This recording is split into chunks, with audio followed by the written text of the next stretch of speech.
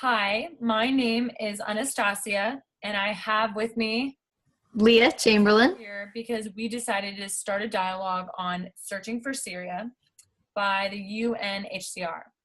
So the UNHCR is United Nations High Commissioner for Refugees, and their mission is to protect refugees, save lives, and help displaced communities. They have been around since 1950, so it's fairly new in the terms of world programs. So we're going to get started. So, Leah, Yes. what did you originally expect when we decided to talk about searching for Syria? What were you expecting? I wasn't entirely sure what I was expecting, but I figured it was probably about the crisis there and the destruction that's happened. I didn't know how much it would focus on the refugees, Right. but I figured that would probably be a piece of it. In terms of how they presented it, I had no idea what I was going to be walking into or how it was going to tell that story. Yeah. I mean, and the way it told the story was actually pretty interesting, but we will get there. Yes. So my first question is, or my second question is, what did you like or what did you dislike about the topic, or both? Well, I think it's hard to figure out. Like, I really liked the way they put it together. I felt it was like super impactful. And I don't know how much detail we should go into at this point. Like, just they used so many different ways to tell what was going on that I felt that worked really well. I mean, obviously it's a hard subject. And so some of it was kind of, you know, it was challenging to watch and to immerse yourself, but I did like that it immersed me in it, because I'm that person that wants to be immersed in things. So I mean, it was really engaging. I felt yeah. like I was like, I want more pictures. I want more. I Yeah. want to see more of Syria. I want to see more of Damascus. Yeah, they did a great job of doing all that. Yes. So for those of you who haven't seen the video, they had panoramic views of all the different types of the ruins before and the ruins after, and this person before and this person after. It was just really engaging, I felt. Yeah. Very engaging. And it reminded me, the pictures of the ruins before and after reminded me of, like, when you go to Normandy in France, they have those pictures posted in front of buildings that were bombed in World War II. Oh, I didn't know that. It reminded me of the same thing, but in reverse. So it was really interesting. So was there anything that you didn't like about the way they presented the information? Sometimes I felt like I wanted more information in those bars on the side when it was just written, when there weren't videos to go with it. Just the written piece would have been nice to have a little bit more information.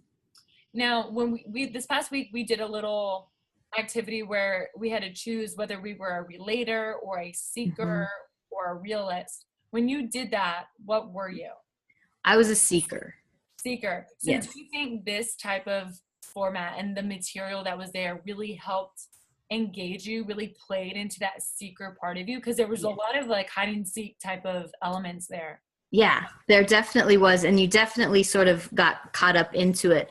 I remember, like, one of the videos was 15 minutes long and I went, well, that's really long. And then it just went really fast. So I was completely caught up in everything that was going on. Great. How might this topic be used to shape your own teaching and learning? So I work at a school that's been an IB school, but it's an elementary school. So we have this focus that is supposed to pull in worldwide events. And so this is the kind of thing, like, if we were doing a unit that focused on the idea of justice, that we could very easily bring something like this in. I could see, if I was teaching high school, like, a lot of ways that I'd be able to bring this in. You could connect it to books that you were reading at that level, and how that those characters would relate to these characters that are real people, those kinds of things. I do a lot of web. I'm an English teacher, and I do a lot of web quests with my kids where they have a question, and I give them the websites and they have to go find it. And I feel that this was a more modern, more engaging type of web quest. Like, I was like, is there anything else on the screen that I can that I can play with or touch, or is there any place else that I can go to find more information? So I felt this was a really good modern web quest. Yeah, I agree. And I liked, at first I wasn't sure how much I liked, you had to kind of click through the bottom to get all the way through one part. And at first I wasn't sure how much I liked that, but then I realized that you could skip around on the side, but I didn't want to that first time through. I wanted to follow their structure, and it still felt like you said, like you were on a web quest, because there were so many different things each time you went to the next page. So what was your biggest takeaway from either the story itself, the format that was used, or a combination of both?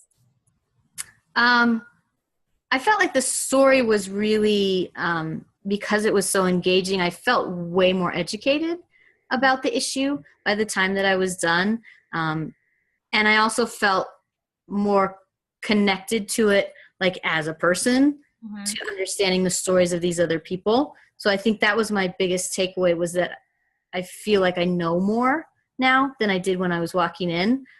In terms of the format, I was kind of keeping an eye on it and thinking, is this transmedia? Because they're using all these different pieces. They've just collected them into one space. So is it really transmedia or not? Because it's all in one place. But there were videos, and there were stories, and there were pictures, and there were 3D, 360-degree stuff. And yeah. I even wondered when I was watching the video, or not just the video, when I was going through the website, you think you know so much about a topic. I mean, it even has a countdown of how long the war in Syria has been going. You're like, wow, has it really been 6 years? Because it doesn't feel like 6 years. Right. If you think about 6 years, what have you done in your life in 6 years? How much of this information have you heard? You think you know a lot about this topic because it's been around for so long.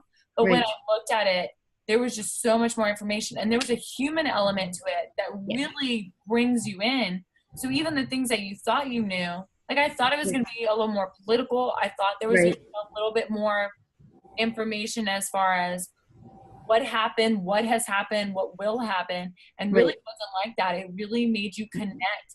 If we talk about that archetypal hero's journey, they have people in there, what they have to do to survive, and it really captivates you, and you really do want to know more about these people. And I appreciated the information off to the side, but it even gave you a little bit information that if you wanted to go do more research on your own, you're like, well, now I can do it. I have a starting point. Right. Yeah. So, and I also I appreciated at the end, they gave you like 3 different ways that you could do something about what was going on. So it really encouraged action. And not only that, the actions that they were offering you were something as simple as share this video. Yes, you can donate. Yes, you can join the fight, but really all you have to do is share our video, and it makes a huge difference. Exactly. So yes, I too like that they were appealing to just multiple people on multiple platforms to do their message. How did you feel about the format? We've kind of touched on it a little bit, but was there anything you really liked about the format? Was there anything that was a little confusing? I felt like the first couple of pages, it was a little confusing because I wasn't sure exactly what to click on. I feel like I was going too fast, and it would slide up, and I would have to slide back down. Yeah. And then go back and figure out what I had missed. Yeah. Yeah. Yeah. But then, like, once I did it for a while, then I really understood how it was working, and I felt like I slowed down, and I saw the details, and I saw the way that it worked together. Yeah, I felt the same way. I went through it, and I saw the 1 out of 5, and I went to the slide. I was like, where's the 2? Yeah. Did I miss something? And I went back. I was like, no, I didn't miss anything. Or I would go too quickly. And as I went too fast. And then once I figured out how it went, I was able to go back and actually take time and say, oh, this means it's a hyperlink. I can click it. It's going to show me more. So it's almost a little learning curve. Yeah. But it's the same learning curve that our kids would be able to have in our class. I wonder if there's any type of similarity to how we felt watching it versus how kids feel when we give them. Yeah. Yeah, that's a good point. Right. Trying to just figure it out and see what's the system, how does this work? And then once you've got it, you can really dig deep into what's going on. Right. What would you change? If you had to change anything, what would you change? I'm not sure. I mean, maybe more information that you could link to at the end. So they had the 3 actions, which was really good, but maybe like a 4th action that was like, here are some suggested places to learn more. Oh yeah, to, like guide you. Yeah. Did you look on it? Did you view it on a computer? Did you view it on a phone or tablet? I used my computer, so. I wonder if it would be any different on a phone. Because on a computer, it's so big and there's so much that you can actually click. On a phone, if you really wanted to make it multimodal or appeal to more platforms, does it actually do that? Right. That's a good question. That makes a huge difference. Maybe we'll do that before yeah. What other topics do you think could benefit from this type of model? Because it's, like you said, it's not very traditional. There's multiple points that you can use. Do you think other organizations or other topics, how would you use that type of? So, I think one thing that this really benefited from was the fact that it is current events. And so like that timer was really effective because it was turning on how much time the war had been going on and things like that. So what I started to kind of think about was, what other situations does this make me think of, in terms of like World War II and the destruction that happened there and the refugees there? Could you apply this type of thing to a situation in the past, or would you lose something because you wouldn't necessarily be able to talk to people who were living it right then? It would all be historical and in memory. So really it would be all things, maybe more, like you said, more current events. Yeah. Or how many lives lost in this war today? Or Yeah. how many lives lost to, and pick any political topic. You could talk about police brutality. You could talk about Afghanistan. You could talk about Sudan or Egypt or. Yeah. Do you think it would work for other causes? Like, do you think this type of format would work for telling stories on immigration or telling stories about education? Yeah.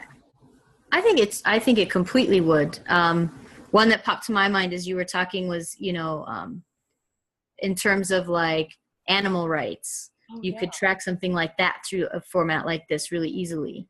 So something with a clicker, something with a counter. Yeah. Because it really engages you. If you have something that you're like, at this moment, I can see this actually happening. I can see something being, affected by this. Or my helping or me not helping, I'm causing X, Y, Z. Right. Yeah. Yeah. Okay. Do you think UNHCR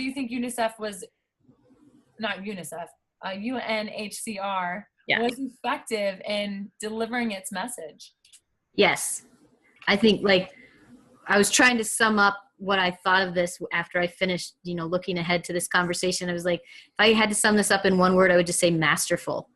I feel like they really did a very good job of putting everything together and making an experience for people who come to this website. Yeah, I would like to still see, I wish I would have seen more stories, more background stories. Mm-hmm. I feel they only gave a little bit of information because they gave us 3 examples, I believe 3 characters. I would like to see more of their story, where they are today, and keep a record, a timeline, like where are they today? Yeah, that like an update. That would be really interesting. They said the one young girl who follows on Twitter, she's constantly posting on Twitter. I would like to have seen, well, is she up to date? Right.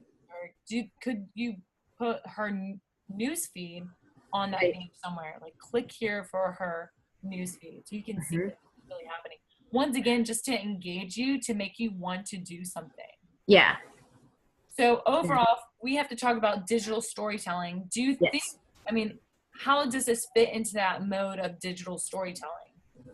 How is it more than just a story on Syria? Right. I think it becomes digital storytelling partly because it's pulling in all those different elements. So it's pulling in those videos and telling you in that way, and it's pulling in the different things you can do with pictures that are digital, and you can see the whole 360 degrees. So I felt like it was definitely using all kinds of different digital tools to add to one overall story and to get you to one big picture and one big understanding. We read an article, or we watched those videos in the article about transmedia and connecting kids to, having the kids connect via all these different platforms and really to current events. One of the videos we watched talked about how kids are more in tune with what's happening in the world outside the classroom than inside the classroom. Do you think this is the way that we can actually get to those kids? Because I know in my own classroom, I can't use technology. We don't have the network or the server to even have them, jump on laptops or any of that. Yeah. So is this the way that we can actually captivate them in the classroom? I think if you have the resources, because at my school, we're also very short on resources. So if you have the resources, I know that I have seen kids when they go to things like that, they're almost always more interested when there's technology involved.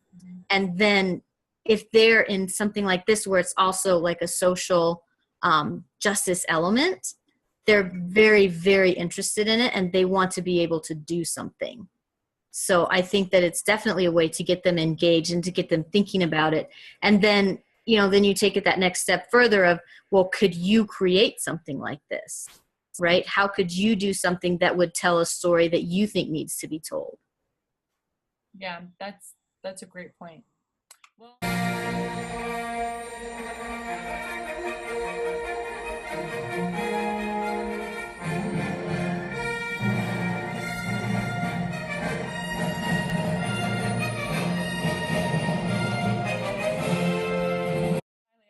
Bye.